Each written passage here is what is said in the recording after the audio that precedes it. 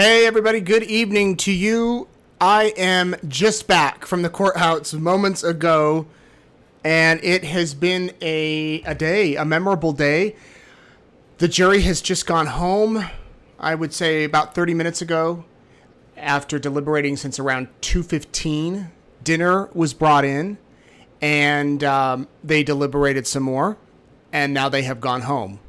And they will be back in the morning. And so I walked into this room probably 10 minutes ago. I got this all set up, took off my shoes, and tonight we're going to just go with what happened today. I want to know where you are watching from.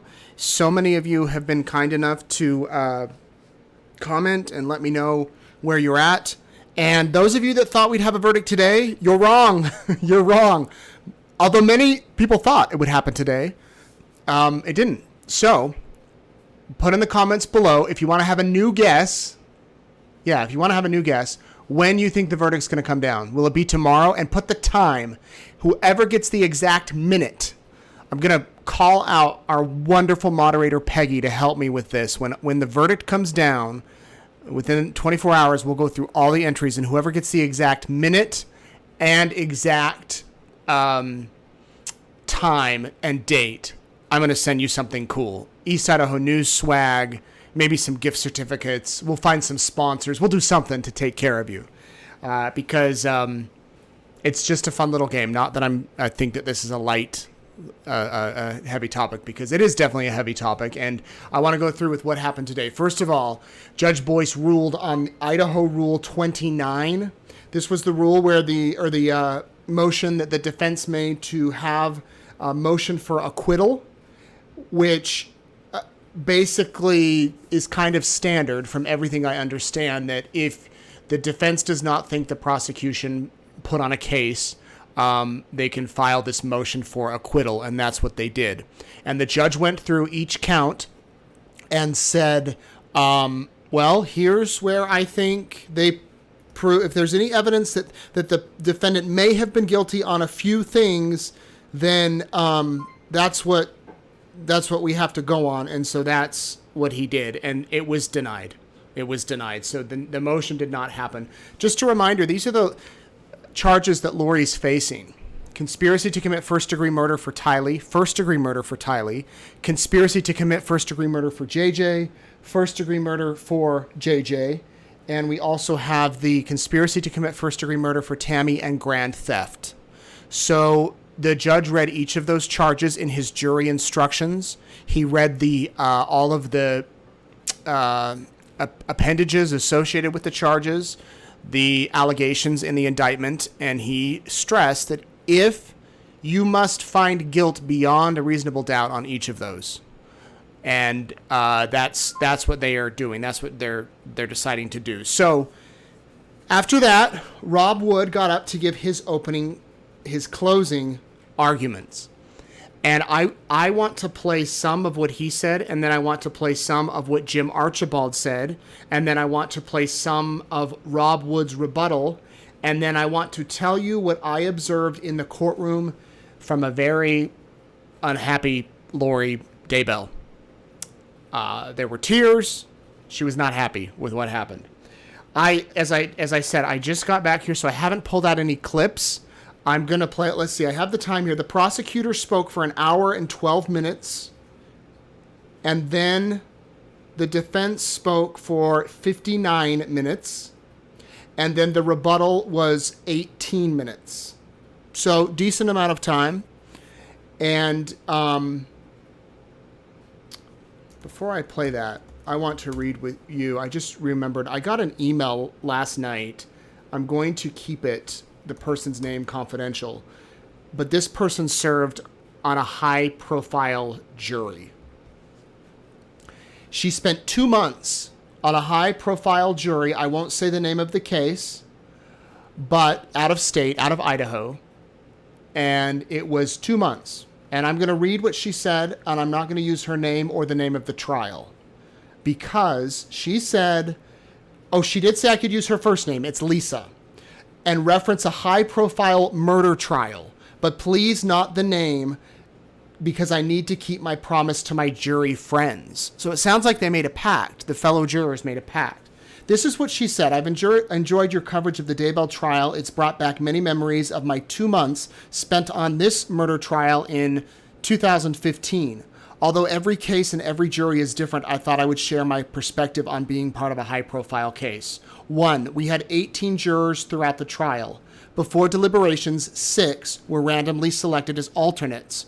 We were heartbroken for them. The judge spoke eloquently about how psychologically difficult it is to put so much time and effort into being part of a trial, only to be told you cannot have your voice heard. We witnessed that today. I'll talk about that in a minute. Regardless of our opinion of being chosen for the jury in the beginning, believe me, you want to finish the job. The alternates sat in a separate room while we deliberated, just in case something happened and they needed to replace a juror during deliberations. We too had horrible crime scene photos to view. The photos were passed around to the jury but not displayed to anyone else, very similar to this trial, although they were shown on screens to the jury. The first day of this was horrible. On the second day of graphic images, a peace came over me. My job is to bear this burden and shield the family from it, I thought. It was a bit easier after that, but I can still see the images in my head to this day. We were a diverse jury in age, gender, religion, race, and occupation. We worked incredibly well together, and many of us remain friends 8 years later. We decided as a group not to speak to the press. Our decision was made out of respect to the family. We did our job, and we did not want we did not want this to be about us. We were offered psychological assistance if needed. The judge sat with us privately after the trial and encouraged us to dump out every thought and feeling to our loved ones that we had pent up for 2 months. He said it's an important step toward reintegrating back to civilian life after a difficult trial, and he was right. I talked nonstop to my family for 3 days. I know every person's experience is different, but I hope sharing mine can provide some insights onto the jurors' side of things. On another note, it occurred to me today how different this case would have been if Alex had been successful in killing Tammy in the driveway. Investigators would have immediately uncovered the affair, the communication between the husband and mistress's brother, Charles's shooting, and 2 freshly dug graves near the crime scene. No Hawaii wedding, no months of wondering where the children are. Interesting side note. But I thought this email, thank you, Lisa, for sending that. I haven't even responded to you, but I have so many emails. But this is a fascinating perspective from this juror in a very high-profile case with horrible photos. I want to tell you what we witnessed, and then we'll get to the... So the judge gave the jurors some rules. The closing arguments were done, first the prosecution, then the defense, then the response from the prosecution. And then the judge says the clerk is going to randomly pull 6 juror numbers out of a hat. And those jurors are the alternates, and you can go home. But please be on standby in case we need you, in case something happens. We thank you so much for your time. And I think the first number she pulled was at 1. All of you that were in there are going to tell me. I wrote down the numbers. And I want to tell you what I witnessed. And then I want to tell you what some other people, I was sitting directly opposite the jurors on the other side of the room, some other people sitting right by them. I witnessed that when each number was read among the group, among the team of jurors, there was... I don't want to know if sadness is the word, but like a disappointment that their colleague was leaving. There was one guy, I was told by someone who was sitting right there. I think our sketch artist told me this, another Lisa. The man, number 1, he was juror number 1. He said a prayer, like he wanted to be there. He said a prayer. And then they drew his number to go home, and he just went, oh. He was crushed. There was another lady came up and told me that there were 2 women sitting next to each other. And when one of their numbers was called, the woman next to her leaned over and put her hand on this lady's arm. Like, oh, I'm going to miss you. There were other jurors dismissed who may have been relieved, but I look at, maybe this is a weird way to look at it for me, but I look at having spent every day for the past 6 weeks covering this story, and then today you come to me at the very end and you say, goodbye, we don't need you anymore. And I know there's plenty of other reporters that can do the job, but I would be crushed. I would feel so deflated. And maybe some reporters would be like, phew, I don't want to cover this story anymore. But for me, you want to finish, just like this juror said, in all caps, you want to finish the job. And the judge let all the jurors leave the room together. I'm sure there were some tears shed as those 6 said goodbye. And then the 12 came back in. And some of you are probably thinking, what's the big deal? I mean, I guess it's hard to explain, and I've never served on a jury. If you've served on a jury, and it's different for maybe 1 or 2 days, you don't get to know the people, but these people sat through breaks. They sat through every lunch together.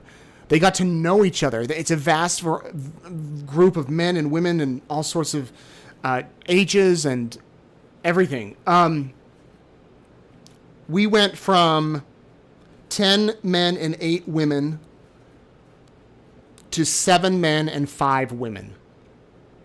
The jurors who went home, 18, 17, 1, 2, 3, and 7. So, that's who went home. Will you ever know the jury's name, the juror's name? I've been asked that so many times today. The list is sealed. We won't know.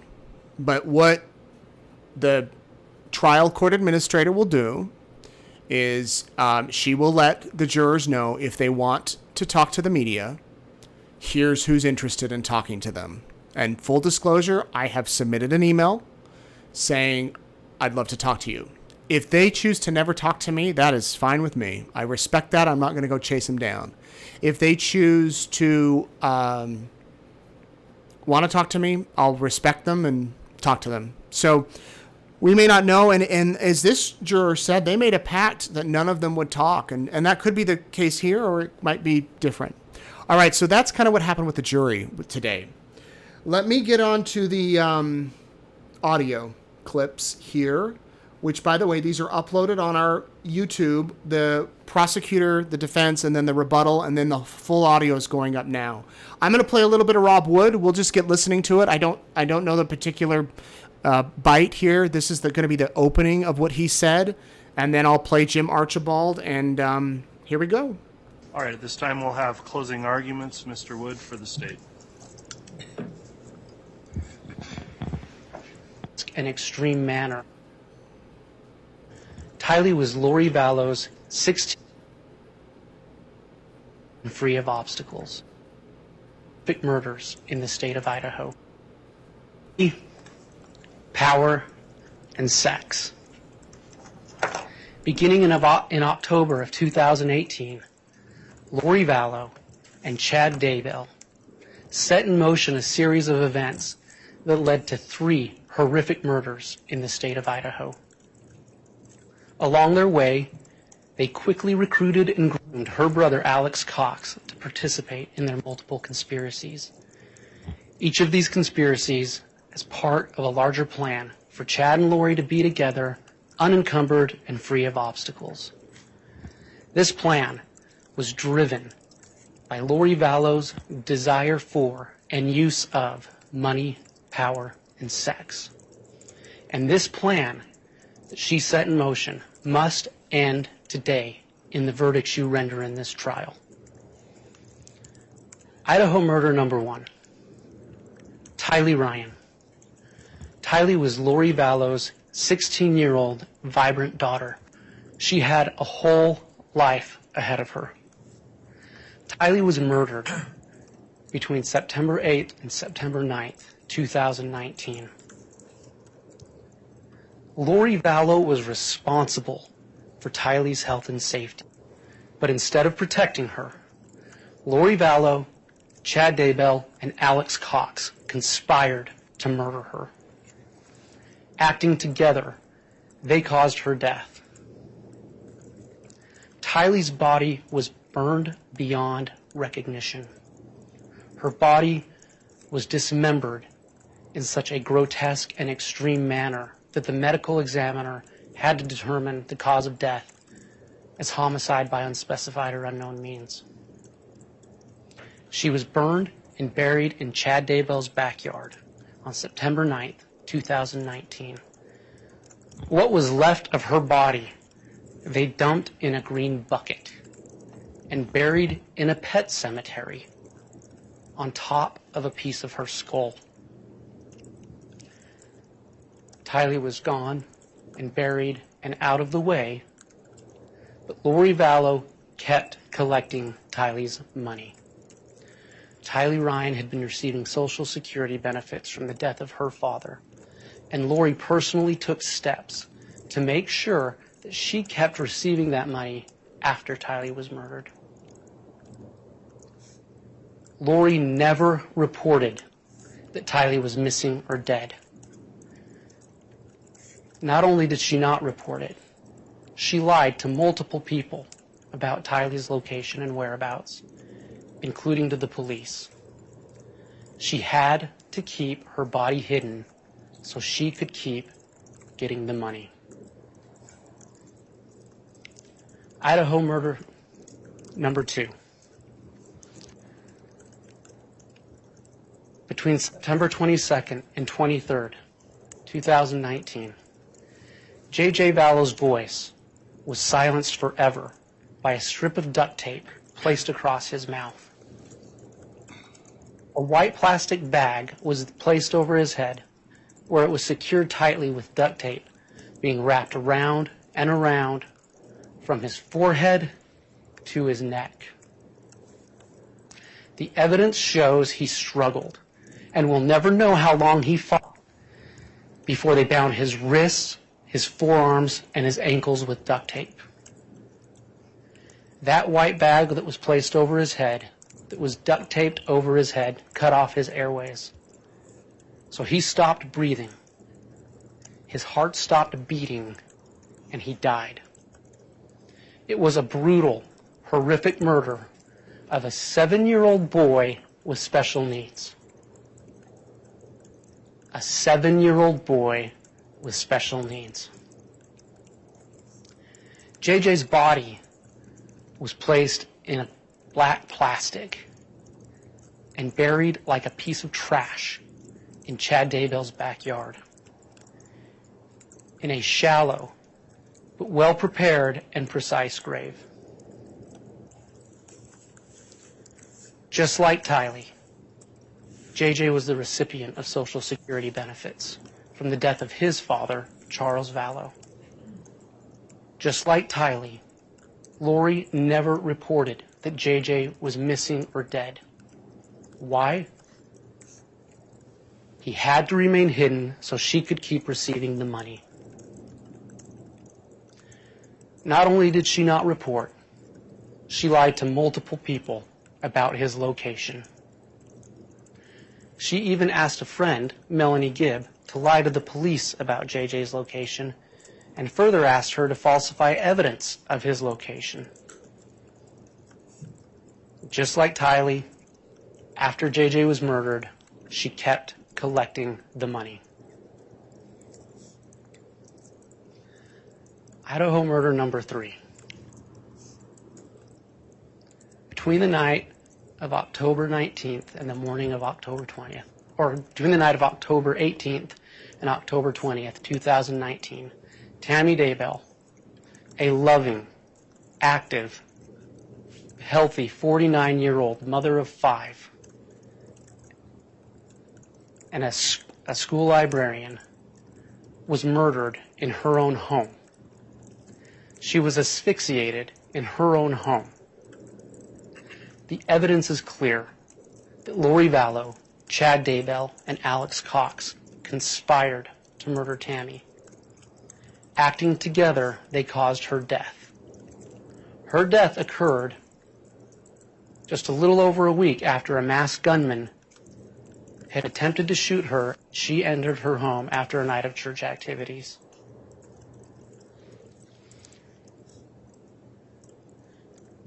When their first plan didn't work, they formed a second plan, and she was asphyxiated. Lori was conveniently gone for both the attempted murder and the successful murder. She was conveniently out of the state. Those trips were not coincidences. And just like Tylee and JJ, there was money to be gained from Tammy's death. $430,000 worth of life insurance. And Lori wasted no time in making sure she could benefit from that money. A mere 2.5 weeks after Tammy Daybell died on November 5th, 2019, Lori Vallow married Chad Daybell on a beach in Hawaii. So less than 2 months after Tylee and JJ are murdered, and within weeks of Tammy's murder, Lori and Chad are on a beach, in the words of her sister, dancing on a beach in Hawaii. Free from the obstacles that were Tylee, JJ, and Tammy, but living with the money that was gained from each of their deaths. Ladies and gentlemen, I want to quickly talk to you about the timeline of this case. We'll stop it there. That was the beginning, the first 8 minutes, and then Rob Wood went into the timeline of events, and then he went into the autopsy photos, including a brutal image of JJ on a morgue table wrapped in tape, and Tylee's, what's left of Tylee, with the remainder in a bucket, and Tammy's autopsy photo. In fact, after Archibald somewhat apologized that they had to see those photos, said those are horrible photos. They'll never get out of your mind. So Rob Wood played that. That whole thing's on YouTube. If you want to go listen, it was powerful. It was a powerful closing argument. And the jury was fixed. They were fixed on him. And then we took a break. Then we came back. And it was Jim Archibald's turn. Archibald began by thanking the jurors for their time. He said, this is not an easy job. And you've had to listen to a lot. You've had to give up your time and hear a lot, and it's stressful. A lot of people are like, why did the judge end every day at 3:30? Mentally, I was ready to get out of there at 3:30 every day. And people I know on Twitter I've seen, well, he takes an hour lunch and he takes a morning break and an afternoon break. Sometimes there's just like so much you can take. Maybe I say that because I'm typing the whole day, but to just sit there and listen. Have you ever just sat somewhere and had to listen for 6 hours a day and not say a word about what you're hearing to anyone, and then do it again the next day, and the next day, and the next day? Granted, there were breaks, but I mean, luckily I get to come out and talk with you all about it. I guess this is my nightly therapy after the trial. Okay, so let me play a little bit of Archibald. I'm just going to pick a random spot here. His main premise was, and this will lead to why Lori was not happy, was Lori, before 2018, was a good mom, was faithful and believed in God and Jesus, and never talked about portals and multiple probations and all that stuff. But when she met Chad and, quote, his stupid books, Archibald said that, his stupid books, things changed. And he pointed the finger at Chad. He's like, it's him. It's not her. It's him. I'm just going to pick it up here, and we'll listen to a little bit of what Archibald had to say. The first witness here in this trial was Kay Woodcock, Charles' sister. She described Charles and Lori as the all-American family. They were great parents. She trusted her brother, Charles. She trusted Lori. They were good parents. They each had 2 kids. Then they adopted one together, and it was just perfect. And she told you, as every other witness, something changed in late 2018 or early 2019. Brandon Bedreau, he testified, gosh, Charles and Lori were great. My kids played with their kids. I loved that family like my own. But then all of the end of the world talks ramped up and things got weird. So Charles died, I got divorced, I got shot at, and so things just got really weird really quick.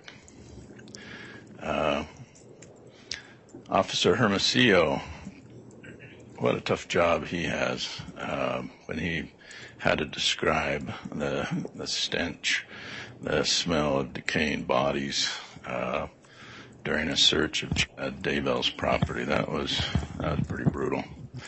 And what did he tell you? He said Chad Daybell, when the cops showed up, called his lawyer to make sure that the cops could be there. And what's Chad doing? He's outside looking over his shoulder. And then he sped away and got arrested. So when Chad was looking over his shoulder, what's that inference? That Chad knew what was in his backyard. He knew that time was short for him. So then Captain Wilmore, captain at the jail, he recorded a phone call Lori made from the jail to Chad when he was at his property. And when I listen to this call, it's apparent to me that Lori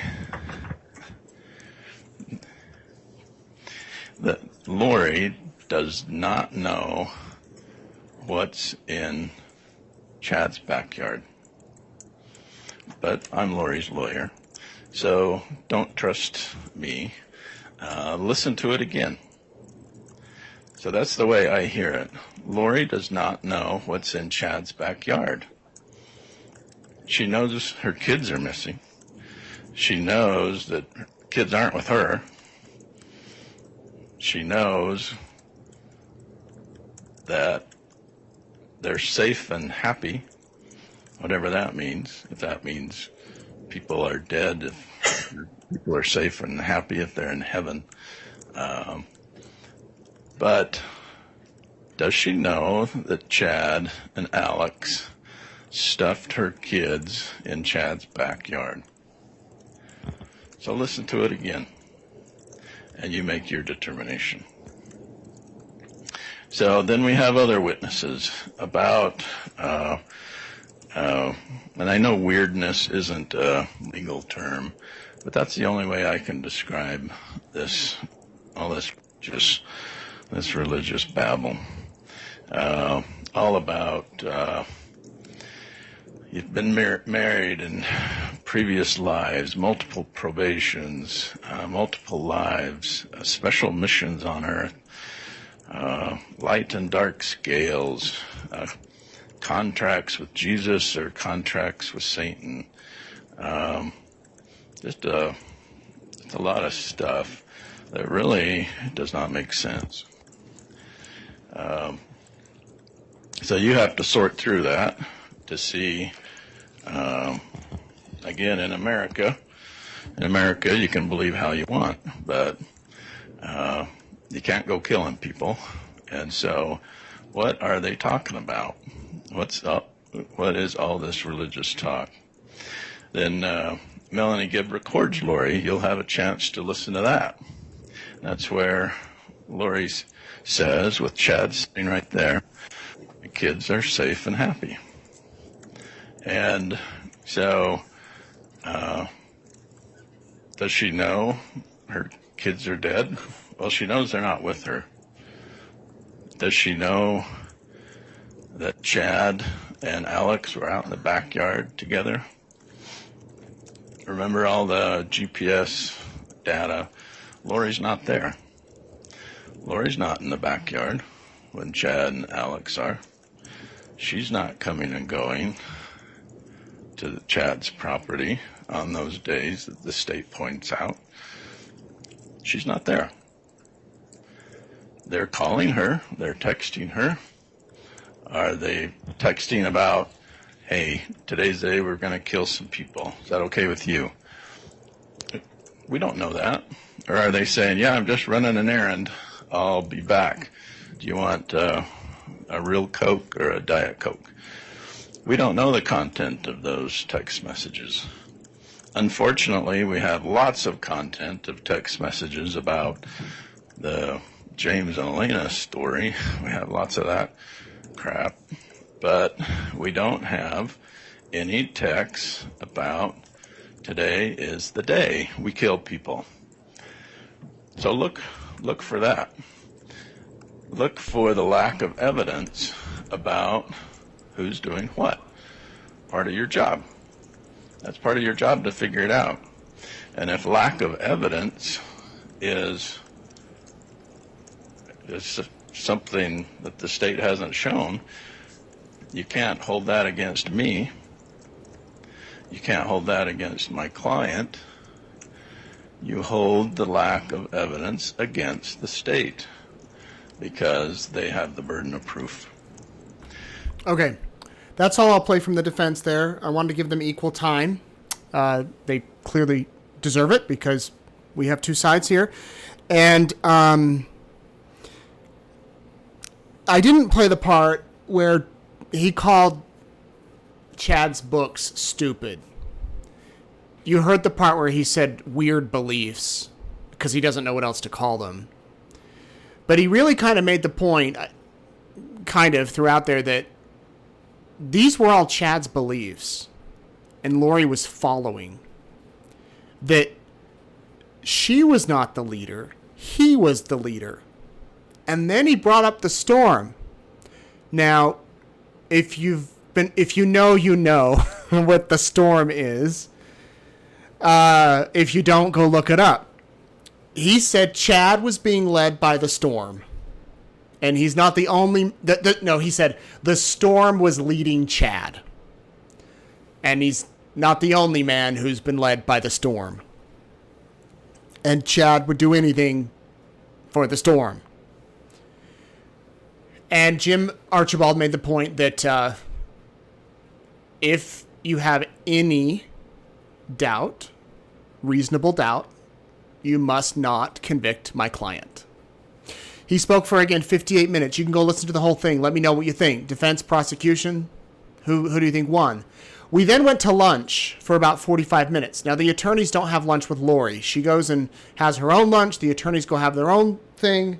We came back in, and Lori was upset. Lori had her back to the crowd. She was dabbing her eyes with tears. She was crying. John Thomas was comforting her, had his arm kind of around her on the chair, was next to her, talking. Jim Archibald came up, and I later learned that Lori was furious that Jim called her Chad's books stupid, and that he threw Chad under the bus. That is her husband. You don't do that, according to her. Honestly, as an observer, they could have thrown Chad under the bus this entire trial. Point everything to him, but she did not let them. Same with Alex. They could have really gone after Alex and Chad. They did not. And so in closing arguments, he had to do it. I mean, it would have been malpractice if he didn't. It's his job. And he probably knew he would have the last word today because it's closing arguments, and this was the time. He had to do it. He had to do it, and she did not like that at all. And After that, it was time for the prosecutors to give a rebuttal. And again, this was Rob Wood. It was effective in the beginning when Lindsay Blake did opening statements because she started with money, power, sex. That's what this is about. And Rob Wood brought it full circle with money, power, sex. And when he got up for the rebuttal, he showed on the screen Lori's lies. And there was at least, I think, 11 circles of different lies that she told. And then he put up photos of Tammy and JJ and Tylee and pointed up to them. I want to play some of the rebuttal. He did go after some of what Jim said about Chad being the leader. He says Lori's the leader. He pointed to text messages where Chad said, "Grab me by the storm and I'll go wherever you take me," or something, into eternity, into the universes, whatever he said. Where he would check in with her of, "Will you please check for confirmation on what is what?" So he brought back some of those texts to counter what Jim said. And then I'm going to play the last few minutes of the rebuttal here. Take a listen. 3%, she's upset that it's not 0 yet. Again, please check JJ. Is he at 0 yet? The defense says there's no text about killing the kids. Do you think there is a perfectly orchestrated plan to take the children, and I should be doing something to help? Remember the text about Nathan Pachenko, who you heard was a singer? And she asked Chad what he thinks. He gives her a dark rating. He gives him a dark rating. Lori gives him a light rating. What does Chad do? Okay, we'll go with you. He will follow her till the end of the universe. Let's talk briefly, just briefly, one more time about what you need to find. The question you need to ask. Lori agree with Chad and Alex to commit the crime of first-degree murder against Tylee? Yes, she did. There's no question. And did she and grand theft? Yes, the math is there. Did she intend for these children to die? Yes. What mother, if she didn't intend for her children to die, doesn't go report that she's missing or dead? It makes no sense to say that she's a good mom when she's not reporting the death of her children or that her children are missing. She intended the death. We've gone through the overt acts. We've met them in spades. You have the evidence. You must convict her.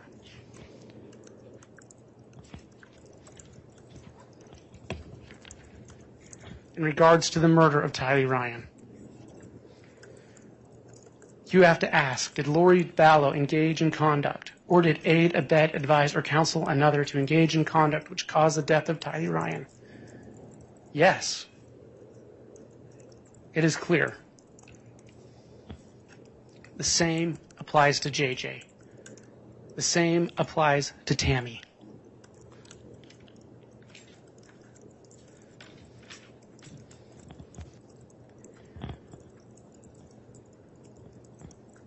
As the defense spoke, it reminded me of some of Zulema Pastena's testimony.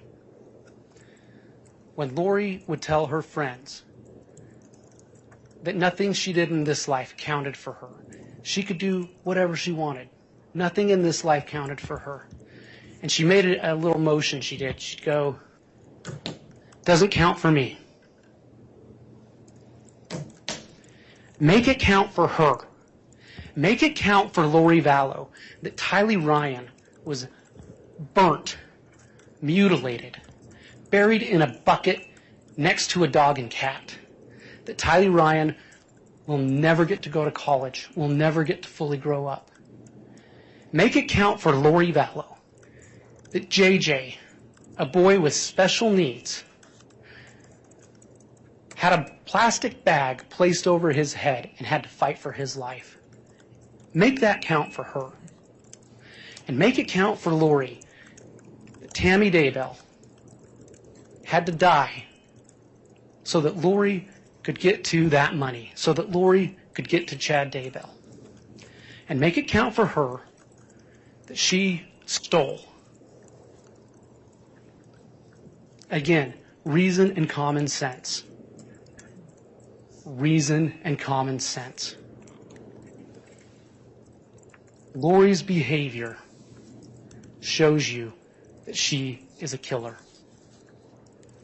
Lori's behavior is not the behavior of a mom concerned for the safety and welfare of her children. Justice for these victims requires a conviction. The state has met its burden. Ladies and gentlemen, reason and common sense. Reason and common sense. You must convict her. Thank you. So there you go. That was the rebuttal. And with that, the clerk read the 6 alternate jurors who were dismissed, and then the jury went into the deliberation room. They went in at 2:15. I think I wrote 2:13. We'll say around 2:15. Dinner was ordered around 5, pizza. And then around 7, they went home. They had a 15-minute, 20-minute dinner break. It was short. And so tomorrow, we begin again. 9 a.m., the jury's back. And I'll be there, and we will bring you whatever happens. And we might have a verdict tomorrow. We might not. I've heard that if a defense attorney has a jury out for more than 2 hours, they've done their job. I'm not saying that in this necessarily in this case, but I'm saying it.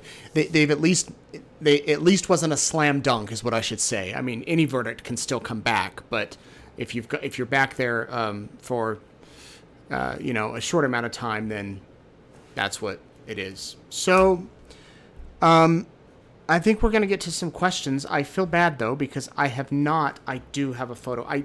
I did not have time today to pull a photo or some stories about JJ, Tylee, and Tammy. But there is one I meant to share yesterday and I didn't. So I'm going to share that with you tonight. And I didn't even show you the court sketches today. I'll show you that here in just a second, and then I'll get to your questions. This is Tylee. Look at that little adorable girl. And I'm going to read you the story I got with this. This is her with her cousin, I believe. It says, when Tylee was 5, she had pancreatitis. It looks like she's in the hospital there. She was so worried about going back to school after missing over a week. To cheer her up, I asked her to tell me about one of her friends in her class. Her teacher had sent her a package that contained cards that the children had made for her. We looked through the cards and found that one of her friends had made her. It said, one of my friends had made her. It said, I hop you Phil Deader. She thought it was hilarious. We laughed so hard and she lost a lot of her anxiety about going back to school. She was always a student. Dearder. I hope you feel dearder. Anyway, that is Tylee with her cousin. And, it's those little funny, simple moments that people remember about their loved ones, and that's Tylee right there. Tylee and JJ, we remember them, and we remember Tammy and Charles too. As I said, tomorrow we'll have the jury verdicts. No, we won't have the jury verdict. We'll have jury deliberations.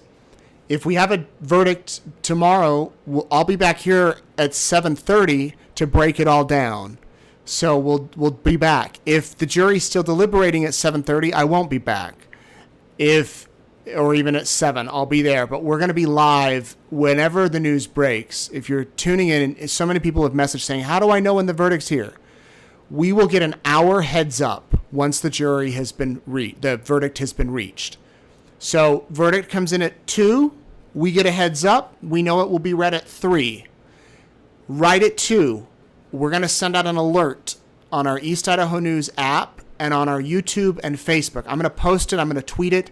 And then you can go right then to wherever you're watching. You can go right then and hit play, and we'll have the screen up. In case the verdict comes earlier, we'll cut in right away. It'll just say like stand by for the verdict, and then you can wait. And then when it happens, boom, we'll have it.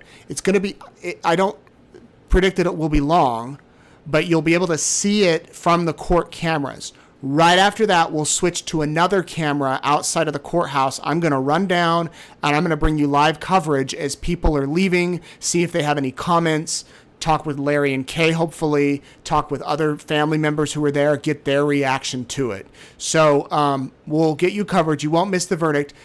And if you miss it, if you're working or whatever, we'll keep the video up forever. So many of you have been messaging me saying, how long am I going to keep these videos on YouTube or Facebook? Forever. We're not going to delete our videos. So if you missed the courtroom audio from any day, you can go back to any day and re-listen to it. Same with Courtroom Insider. We don't remove our videos from our YouTube page. So we just keep it there, and we don't charge you to listen to it. It's free. So it's just a service that we provide as a news agency. I want to get to your questions. Before, I have to say one more thing. I am truly thankful for all of you all who have sent me so many nice messages and done so many nice things for me and my family while I've been away for 6-7 weeks. Again, there are these prosecutors and these defense attorneys and their staffs have been working so much harder than me. One of them told me they haven't even left Boise. They haven't been in Boise. They haven't been in Idaho Falls or Rexburg since March. And I'm lucky to go home most weekends, but you all have been so kind to me. I'm just a reporter. My dream has always been to bring people the news and give you the information. That's all I want to do. And I hope that I help. And I don't want to lie. I want to tell the truth. I want to give it to you straight. And a beautiful, kind woman brought me this rock today. Here, I'll try to get it closer to the lens. I don't know if you can see it, but it's shoot. Maybe it's out of focus. It's a bike with a lamp, and she said, "Thank you for being a light." She painted this. And it's little things like this that mean a lot. People have brought me cookies.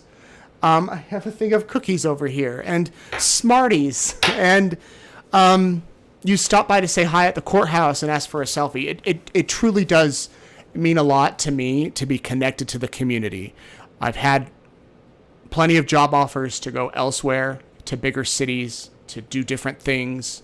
And I like what I'm doing. I like being able to have the connection with you and not have a filter and bring you the news as I see it. So thank you. Sorry, very personal there, but I just had to tell you how much I appreciate you all. And for those of you who are new following this case, welcome. Thank you. And so many of you are saying, what's going to happen after Courtroom Insider? Well, we still have a few more shows. We at least have one more with the verdict. And then I want to do a follow-up or two about kind of my takeaways from the trial.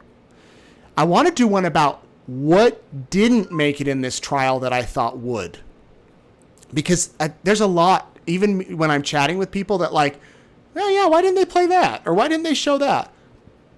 I want to do a show about that, and then I want to figure out what we're going to do next, because I think there's more to say. There are some other big cases coming up in Idaho, if you haven't heard. But I'll take a little bit of a break, too, when we're done. All right, there we go. Let me get to your questions. Here we go.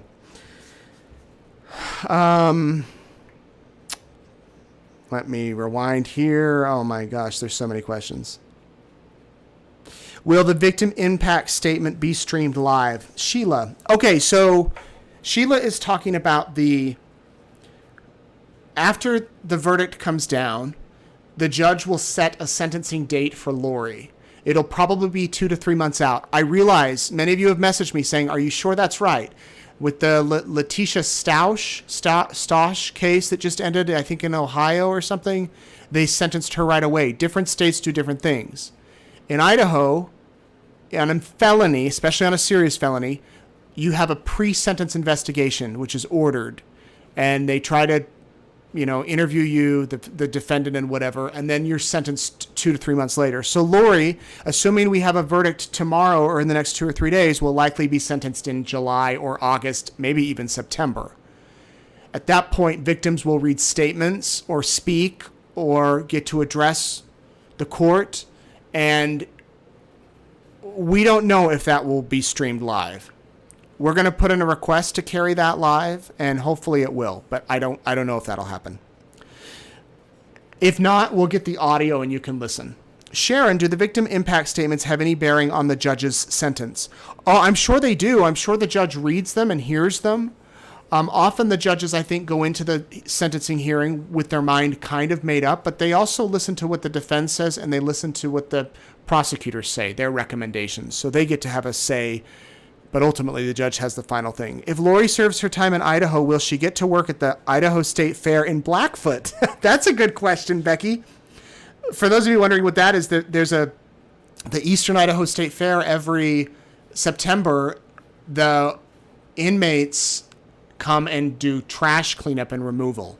But I believe those are all very low risk offenders. And they might even be from the county jail. Maybe they're from the prison. But they're very low risk. I don't see Lori ever, if she's found guilty, I don't see her ever leaving that facility. Unless she has to go to the doctor or the hospital. I think she'll be there a long, long time. She won't be picking up trash at the fair. Could you imagine if you go to the state fair and you go get a corn dog and there's Lori emptying the trash cans? Honestly, it would be probably for her safety too, because a lot of people don't like her. Can Lori and Chad write to each other once they're both sent to prison? Maybe they can. I don't think inmates are allowed to communicate. I know before the sentence, but maybe they're not even allowed to after, because you could plan another crime or something. But I don't know. And I don't know if her fascination with Chad will ever go away. But maybe she can, or maybe she can have, letters sent somewhere and then they send them into him. I think that they could probably arrange a way to communicate, and it won't be as, if they're both, let's say they're both found guilty and both sentenced to life in prison, I guess they can write back and forth forever. And I don't know if that'll harm anything. But good question. If I was an alternate juror, I would go to Starbucks with the other alternate jurors and come up with our own verdict. Can they discuss things after they've been dismissed? Good question. Yes, they can't. Well, I'm sorry. No, they cannot. They cannot discuss anything. They are still under the same obligations as the jurors are until a verdict is read. Once the verdict is read, all bets are off. They can do whatever they want. But for now, they can't. So even imagine going home today and you're like, honey, I'm an alternate, but I can't say anything to you about it until it's over. So they're anxiously waiting, and they're not supposed. They can't call the current jurors to be like, "Are you close?" None of that. And I just have to say, I express my appreciation to those jurors who sat through that, and any juror in any case. Ironically, it's Juror Appreciation Week in Idaho, and the verdict, if it comes down tomorrow, will be on the last day of Juror Appreciation Week. But I look into those people's eyes every day, and they're just such good people, serving their community, not getting paid, giving up their vacation time and family time to be there to hear that horrific stuff, and then they'll determine what should happen. It's just quite an amazing system. If Lori gets acquitted, will the others who were dark get restraining orders or protection of any kind? Jody asks. Well, if you feel like your life is in danger, you can go and get a protection order or some sort of do not contact or something. So it would probably be up to them. Shelby, will this judge travel to Fremont County, or will a new judge be appointed for the sentencing phase? So Shelby, Judge Boyce is actually the district judge in Fremont County. He lives in Rexburg. He presides over the felony cases in Rexburg and St. Anthony. So this is his case. He brought the case with him here. And yes, when this is over, he'll go back home. He'll preside over other cases. There's another murder case scheduled for August in Rexburg. A young man, 18, who showed up in the middle of the night and killed a man and stabbed his wife multiple times. He shot the husband on the front lawn. And then the young man ran, and a camper picked him up. He asked for a ride. He was covered in blood. He got a ride home to his house in Rigby. And then he was arrested the next day or 2 or 3 days later. So he's facing a murder charge. And guess who the prosecutor is? Rob Wood. And guess who the defender is? Jim Archibald. So we could be back here in August talking about the Pierre Lake murder case with Judge Boyce, Jim Archibald, and Rob Wood. That's going to be an interesting trial. Maybe not as interesting as this one, but who knows? Maybe we'll do Courtroom Insider there. I want you to talk to the neighbor of Chad Daybell. Did she see anything unusual? Paula, I'm not sure what you mean. There was one neighbor who saw a bonfire, but I don't know about anything else, what you mean with that. Glenn, do each of those charges have their own sentencing, and can they run concurrently? Yes, she will be sentenced on each charge, so she could get a life in prison, a life in prison, a life in prison, a life in prison. She could get 25, 25, 25. The judge could sentence them consecutively so they run back to back, or concurrently so they all run together. All of that is an option. Tracy, will you cover JJ and Tylee's memorial services? Absolutely. Absolutely. I'll cover them wherever they are. Colleen, will Lori go right? And we'll stream them live, by the way, if the family's okay with it. Having a live stream, we'll stream it live so you all can watch. Will Lori go right to general population in prison? You know, I'm not sure how that will work. If they'll put her in a secure cell there at the Pocatello facility, I'm not really sure. Will Chad have the same judge? Yes, Chad does have the same judge, and the judge will preside over the same trial next June. Apparently. He hasn't set the date. That's when they want it. Last night, I believe you mentioned that you knew each of the attorneys and feel they are nice. How do such horrific trials such as this one affect their relationship once it's all over? I assume it takes a toll on all. Yeah, Piper, it does, but let me give you a true scenario. Just this afternoon when it was all over, I was in the hallway having an off-the-record chat with one of the main attorneys on this case. And as we were chatting about some stuff, out of the door walked a main attorney for the other side. And we just sat there chatting. They were joking with each other.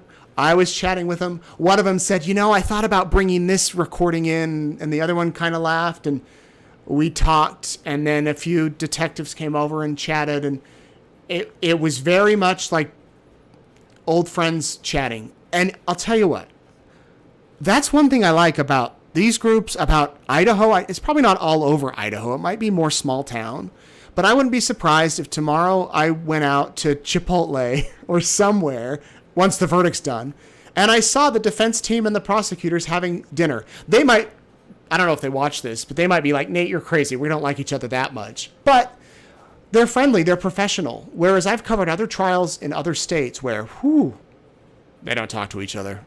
So I think they might take a breather, but these guys work with each other all the time. In fact, Jim Archibald began his closing arguments by saying that today. We're small town Idaho attorneys. We work with each other all the time. We're not from Boise, the big city of Boise. Do you think Chad will plead guilty after hearing all the evidence on Lori? Also, how come everyone stands up when the jury walks in? Does the judge go out or in before the jury comes in? I don't know about Chad. I'm sure he has a big decision to make. As for the judge, when the judge walks in, we all stand. And then out of respect for the jurors who will decide when the jurors walk in, we all stand, including the judge. If the jurors leave, we all stand. When the judge leaves, we all stand. So it's to show respect for both and that they're equal in this. Will you be interviewing dismissed jurors? Joy asked about that. I talked about that. The dismissed jurors, I'm not going near any juror until we have a verdict. And then once that happens, I've made a request through the court that any of them who want to talk can contact me. Once this is in the hands of the jury, are they sequestered? No, they're not. So all the jurors are home right now, or somewhere. They're home right now. I wonder if they'll sleep. Is parole an option? It is. It is an option. I was on a jury and learned that the phrase "without a doubt" doesn't mean that there can't be a small doubt. Have you heard this? Doesn't always mean that there can't be a small doubt. Have you heard this? I think if you went back, Edith, and listened to the judge's instruction, let's see. Without a doubt doesn't always mean that it can't be a small doubt. Have you heard this? Go back and listen to what the judge's instruction said. That would be the best thing that I can answer you on. That would probably explain it the best. Sorry, I have texts flying in like crazy. I thought the jurors would be sequestered and even work through the night. Tell us what they're doing and how this works. No, they're not sequestered. The judge could have sequestered them, but they're home. And okay. Assuming we get a verdict back, this is from Nick, you'll likely be heading home to your family. What are you looking forward to the most? Oh, that's a good point, Nick. And out of the past 6 weeks, what will you miss the very most? It's really hard to explain. I was talking with some other reporters about this. This has been such an intense, focused grind. I'm up every morning at 5:45. I'm trying to work out. I'm right over to the courthouse by 7:30. I'm there till 3:30, 4 o'clock. I come back here. I prepare this. I go live with you at 7:30. When I'm done, I get all the audio ready. I upload it. I get ready for the next day. I try to get in bed by 10:30, and then the same thing every day. So it is a grind. But I feel it's really important work. And I'll miss seeing the court staff. I'll miss seeing the bailiffs. I'll miss seeing the other reporters. I'll miss seeing Larry and Kay. I forgot to tell you, when Larry walked in this morning, there was a big bowl of Lifesavers in the courtroom. I think it was kind of a joke because do you remember early on the bailiff said, if you like Lifesavers, open your wrappers now if you have a Lifesaver fetish. I tweeted that. It went crazy viral. And anyway, so Larry was passing around the bowl of Lifesavers. I'll miss you all. So there's a lot that I'll miss, but I miss my family. I miss this kind of this, I don't want to say slower pace. It's just different. It's just like a phase of life. So I will always look back on this time as a really special time in my career that has taught me a lot. And yeah, there's a lot to think about. And I'll probably have to think about that some more. But I will enjoy kind of having my nights back and not always working. But thank you for asking that question, Nick. I think there's one more. Did the jury see Lori react after the defense's closing, or did she react after the jury left? The jurors were not in the room when she was upset. It was, unless they were watching her during the closings, they hadn't been brought in yet when she was crying and upset. And by the time they brought them in for the rebuttal, she was fine. So that's a good question. I want to play this for you before we go. Larry Woodcock walked into the courtroom today with an iPad playing JJ's favorite song, "We Will Rock You." And I'm going to play it, but it's going to flag me for copyright. I get all sorts of alerts once the song starts to play. So I might need to mute it a little bit because it'll create a nightmare for those of you that are watching after the fact.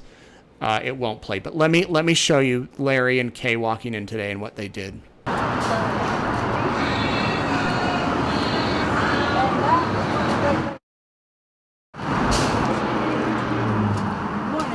Morning. Interesting song you chose for this morning. It's JJ's song. Is it JJ's song? That was his song. Larry was up here feeling better. All right, let's let him get in here for this moment first, AJ. Keep coming. Larry, how you feeling today?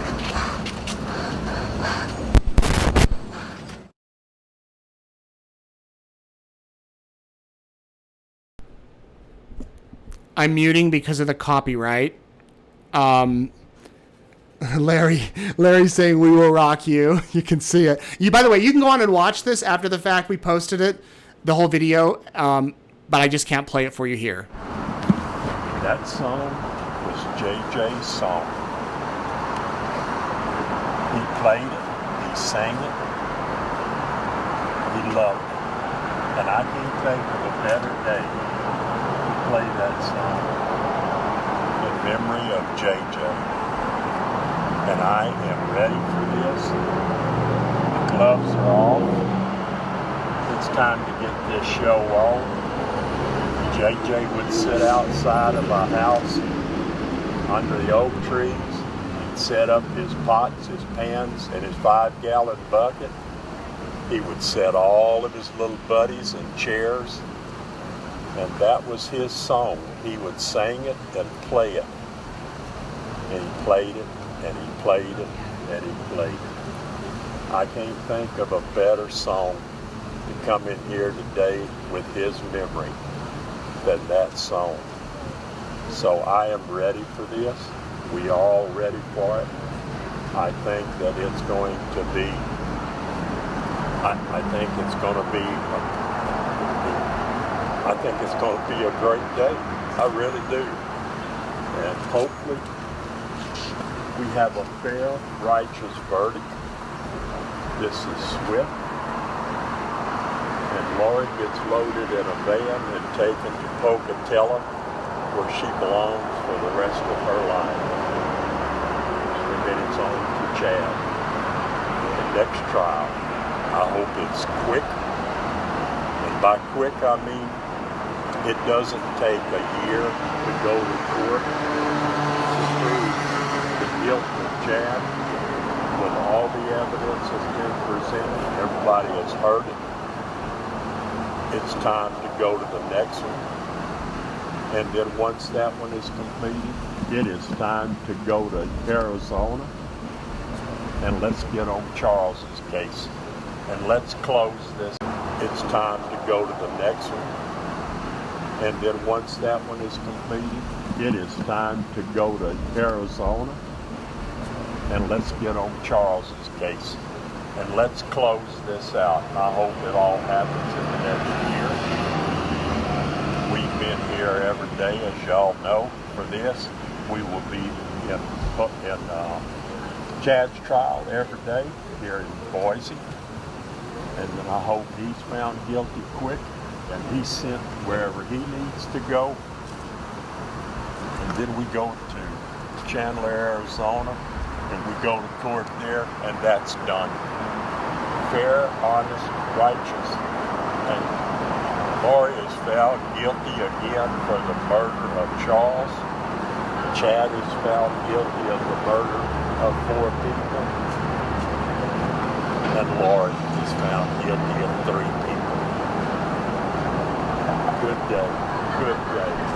Thank you, Larry. Good to see you. All right, and there goes Larry into the courtroom. I had a good chat with Larry today while we were waiting for the jury. He says he hasn't cut his hair in about a year because JJ liked to have long hair. And he said that he told his wife, Kay, I think it's time to cut my hair. It's kind of like this is getting some closure in a way. And he's doing much better. He said to thank you all for your thoughts, for what you're doing. He's feeling fine, and he had his iPad there in the courtroom watching some cat videos or animal videos or something. Larry and Kay, if you're watching, say hi to you. Want to wish you the best. Thank you all for watching. I'm going to get ready for bed because I'm going to be at the courthouse incredibly early tomorrow to be sure that I get a seat in the courtroom for in case we have a verdict. I'll try to bring you updates throughout the day, and I wish you a very good night. Thank you again for watching. Leave us your guess, the time and the date you think the verdict's going to come down. And we'll see you tomorrow, maybe, 7:30, maybe. I've extended my hotel reservation. I'll be here, perhaps, unless we're at the courthouse. Either way, I hope you'll be here, and I hope you have a great Friday. See you later.